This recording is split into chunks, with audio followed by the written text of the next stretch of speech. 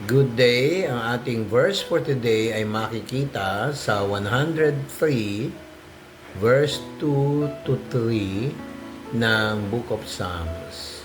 Sabi sa Ingles, God forgives sins and heals all diseases. Pakinggan nyo. Bless the Lord, O my soul, and forget not all His benefits, who forgives all thine iniquities, who heals all thy diseases. Tagalog, binibigyan papuri ko si Yahweh ng buong buhay ko, at naaalala ko ang lahat ng kanyang mabubuting gawa. Pinapatawad lahat ng inyong mga kasalanan, pinapagaling niya lahat ng inyong sakit. Dalawang bagay ang matututunan natin dito. Una, pagpapatawad ng kasalanan.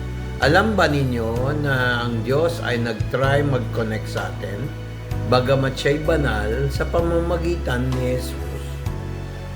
Ay nagpagaling si Jesus ng kasalanan, pero ang lagi niyang sinasabi, ang iyong kasalanan ay pinatawad.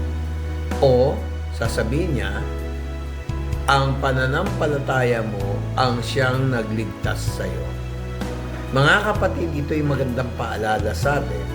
Maaaring ang iba sa atin sinasabi, alam ko na yan. Pero ang tanong ko, ginagamit ba natin to sa pang-araw-araw?